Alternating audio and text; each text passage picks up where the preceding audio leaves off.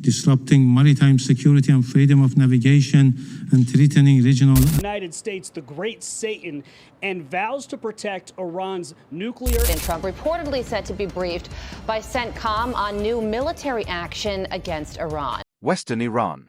The Bandar Abbas region. Strait of Hormuz, a blackwater transit lane between Keshem Island and the mainland, less than 20 nautical miles from the world's most contested maritime chokepoint. 2:11 in the morning, a joint American maritime task force had one intelligence window, one outbound arms convoy moving under civilian cover, one senior IRGC maritime commander overseeing the transfer, and less than an hour before the entire northern Gulf lit up with patrol craft, radar sweeps, and denials. He was Brigadier Farhad Khosravi, a fictional IRGC naval coordinator built for this dramatization, the kind of officer intelligence services spend years trying to map in fragments. He did not command from podiums or press statements. He controlled routes, schedules, shell companies, false manifests, and the invisible traffic that turned commercial waters into a shadow corridor. For 12 years, his network had moved missile components, drone guidance packages, fuel additives, and sanctioned electronics through the Strait of Hormuz beneath the surface noise of ordinary shipping. On paper, he barely existed. At sea, entire nights moved when he said they would move. The convoy mattered because the Strait of Hormuz is not just a narrow passage of water. It is a pressure point in the global system. Energy markets watch it. Insurance firms price around it. Navies patrol it. Traders lose sleep over it. Every tanker wake, every patrol track, every radar return in that corridor sits inside a larger argument about deterrence, access, sanctions, and the cost of escalation. In this fictionalized telling, the shipment leaving the Bandar Abbas coast was not a single cache of rifles hidden in crates. It was a layered consignment, guidance assemblies, sealed propulsion sections, commercial electronics repurposed for military systems, and financial records capable of exposing the maritime architecture behind months of covert movement. The cargo was dangerous. The paperwork was worse. What made the night different was not brute force. It was timing. Signals intercepts, satellite passes, maritime tracking anomalies, and a human source had aligned for the first time in months. The commander would be present at a coastal transfer node to personally verify the shipment before it dispersed into smaller vessels. That inspection window was short, fragile, and probably unrepeatable. If the convoy slipped into the traffic pattern of the Gulf before dawn, it would dissolve into plausible deniability. If the commander left the site, the network would fracture back into compartmented cells and untraceable names. Intelligence had not delivered certainty. It had delivered a fleeting overlap, the shipment and the man tied to it in one place, for one night. So the mission in this version was never framed as conquest. It was interruption, containment, exposure, stop the shipment, break the handoff, force the network into the open, make the quiet machinery of maritime coercion visible, if only for a few violent minutes in the dark. Out on the water, the Persian Gulf looked deceptively calm. That is one of the oldest lies of the region. Calm water can hold layered tension. Commercial tankers moved on scheduled tracks. Patrol craft cut disciplined angles through black swells. Radar stations watched. Offshore lights burned in the distance like fixed stars. Along the Iranian coast, hardened facilities, docks, fuel lines, and observation points formed a web that could look civilian from a satellite image and military from any bridge at sea. Nothing in the strait is ever just one thing.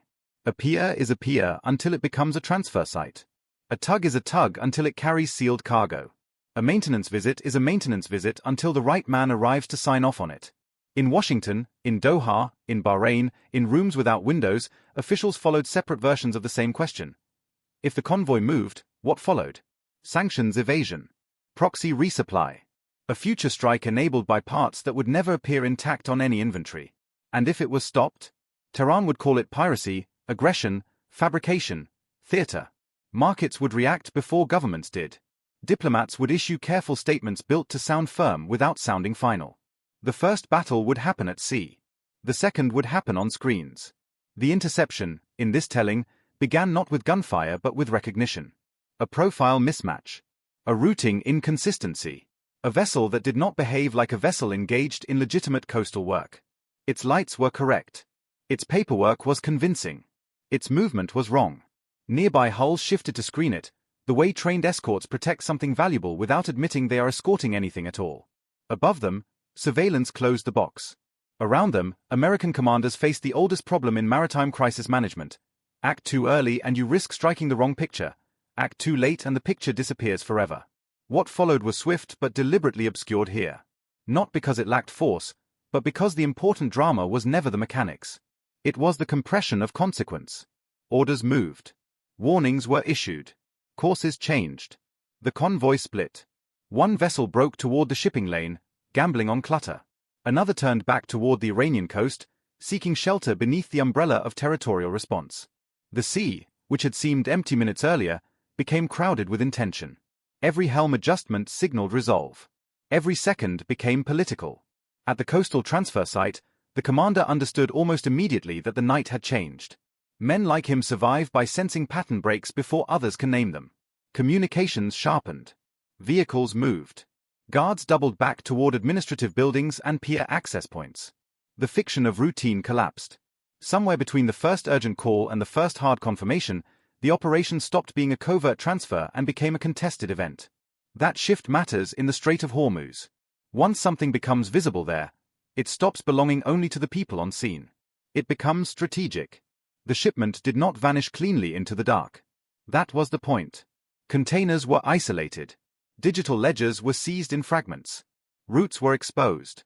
False manifests lost their usefulness the moment analysts could compare them to physical cargo. Some vessels escaped. Some did not. Some crews claimed ignorance, and perhaps some were telling the truth. Maritime covert networks thrive by nesting illicit cargo inside layers of ordinary labor. Mechanics, deckhands, brokers, drivers, bookkeepers, and patrol commanders can all be connected to the same system without seeing the whole of it. The commander saw more than most. That is why he mattered. In the hours that followed, the aftermath spread faster than the action itself. Iranian officials condemned a violation.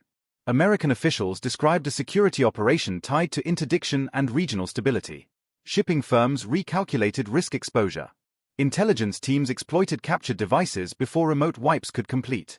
Financial investigators pulled on names, invoices, registration numbers, and insurance shells. Analysts compared hull markings, thermal imagery, and loading patterns from previous weeks. The event at sea turned into a map of relationships, and that map became more valuable than any one crate.